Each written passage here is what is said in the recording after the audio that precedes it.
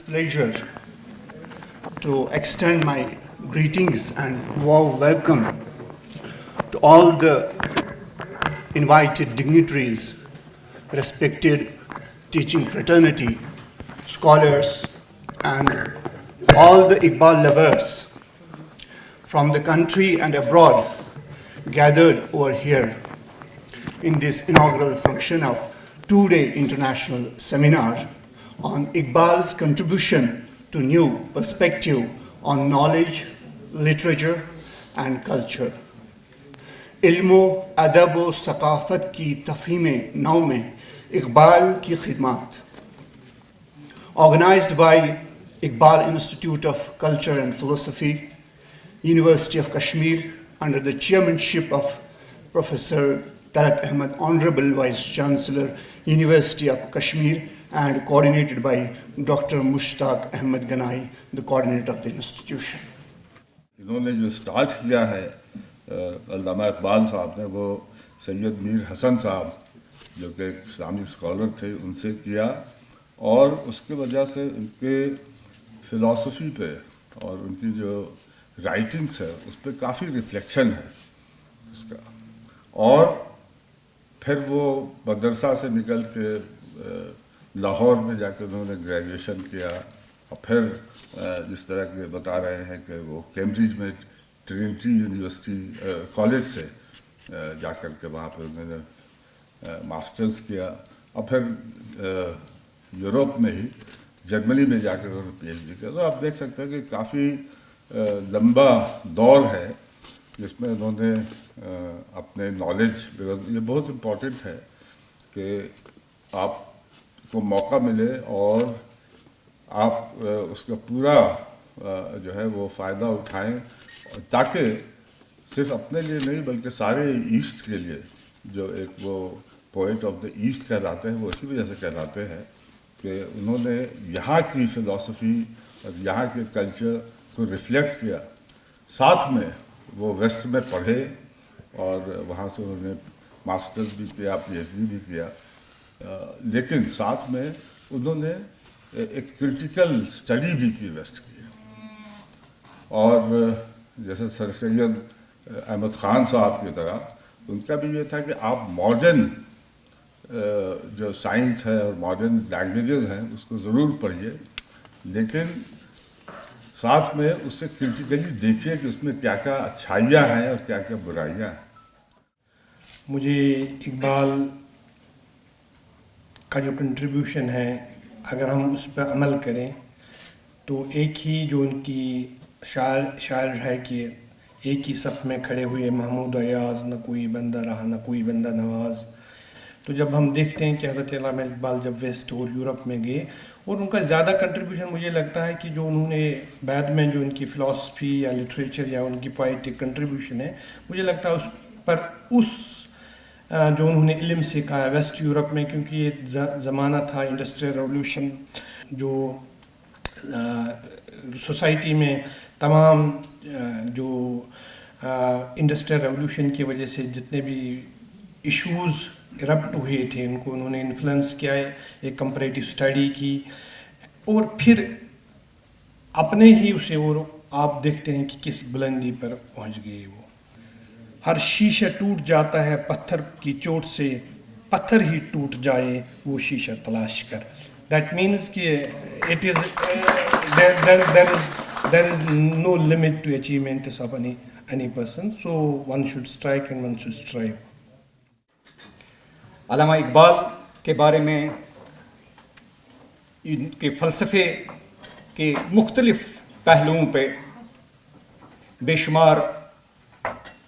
مضامین لکھے گئے، اچھا خاصا لٹریچر اس وقت ایکیومولیٹ ہوا ہے علامہ اقبال کے فلسفے پہ. مجھ جیسے ایک عام فہم طالب علم کو بھی علامہ اقبال کے فلسفوں کے جیسے فلسفہ خودی یا ان کا والہانہ لگاؤ پیغمبر اسلام رسول اللہ صلی اللہ علیہ وسلم کے تئیں یا والدین کے تئیں ان کا جو احترام ان کے کلام میں جو بالکل ظاہر ہے، یہ ایک عام فہم اقبال شناس آدمی کو ان چیزوں کی واقفیت ہے۔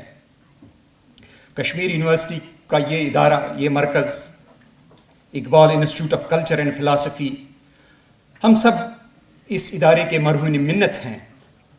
کم سے کم تحقیق و تجسس اور باقی جو ان کا ٹیچنگ کام ہے وہ تو چلتا رہتا ہے، لیکن سال میں 1-2 بار ہمیں یہ موقع ملتا ہے کہ ہم ایک ساتھ بیٹھ کر اس فلسفے کے ان پہلوؤں پہ نظر ڈالیں، ان پہ غور کریں جو ہماری تہذیب کے بہت قریب ہے۔ تہذیب سے میرا مطلب ہے اوور آل ہمارا culture, irrespective of caste, creed, colour, region and religion. اسی طرح سے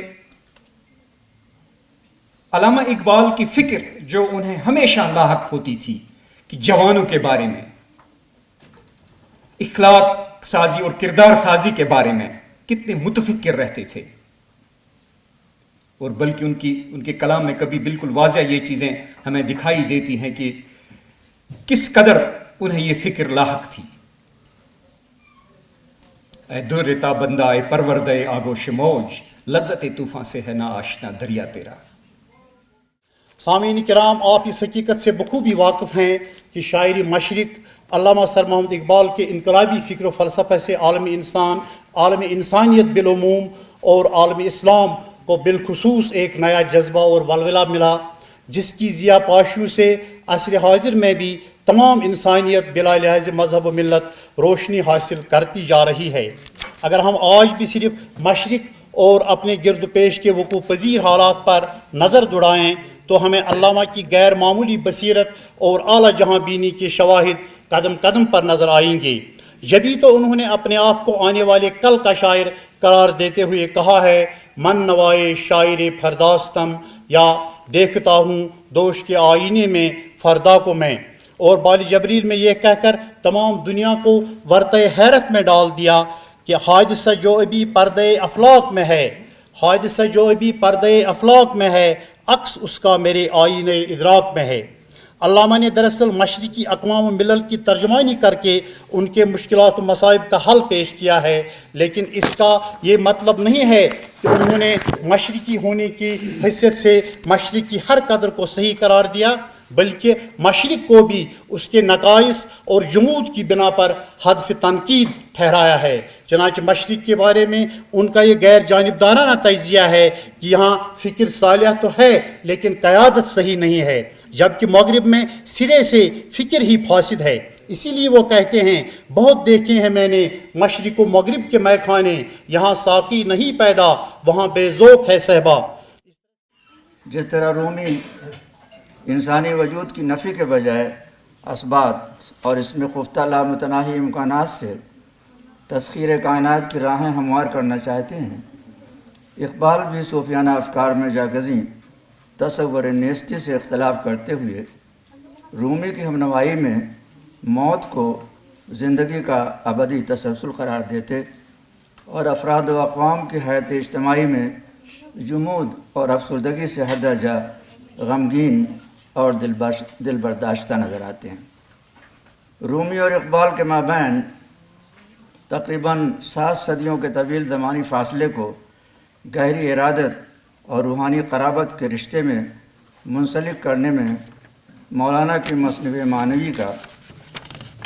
فیضان خاص اہمیت کا حامل ہے، جس نے شاعر مشرق کے فکر و نظر کی دنیا کو یکسر منقلب کر ڈالا۔ اس چراغ ہدایت کی روشنی میں اقبال نے اپنے عہد کے جہل، تنگ نظری اور توہمات کی محیط تاریکیوں میں گھری زندگی کو نئی آرزومندی، شوق اور جستجو کے خواب دکھائے۔ انہیں یقین تھا کہ اس مرد خداگاہ کی قیادت اور ہم رکابی میں اٹھنے والا ہر قدم روح کو لاحق تمام شدائد اور کلفتوں کو ازالہ کر دے گا اور زندگی کی حوصلہ شکن خارزہ راہوں پر زیادہ پیما ہونا آسان ہو جائے گا۔ گزشتہ 1 صدی میں عالم اسلام نے جن بلند مرتبہ علماء دین जय्यद मुहक्किकीन और मोतबर मुअर्रिखीन को पैदा किया, उनमें मुफक्किर इस्लाम हज़रत मौलाना सैयद अबुल हसन अली नदवी किसी तारीफ़ व तारुफ़ के मोहताज नहीं हैं। मौलाना अली मियाँ नदवी इस्लामी उलूम व फ़नून बिलखुसूस इस्लामी तारीख़ के अजीम तर्जुमान होने के साथ साथ उर्दू ज़बान व अदब के वालिह व शैदाई भी हैं। मौलाना के मज़ामीन, मक़ालात, रेडियाई तकारीर, खुतबात किताबी शक्ल सूरत में मंजर आम पर आ चुके हैं। मौलाना मरहूम को खुशकिस्मती से दुनिया के मुतअद्दिद ममालिक की सयाहत और सफ़र करने का काफ़ी मौका मैसर हुआ है और उन्होंने बिलखुसूस सयाहत के दौरान आलम इस्लाम को करीब से देखा है। वो जहाँ भी गए वहाँ उस मुल्क के बाज़मीर इंसानों, दानिश्वरों, अदीबों और आलिमों से उन्होंने बेलाग बातें की, उनकी खिदमात और कारनामों का फ़राख़ क़ल्ब ज़हन से एतराफ़ किया और उसके असल मर्ज़ की निशानदही की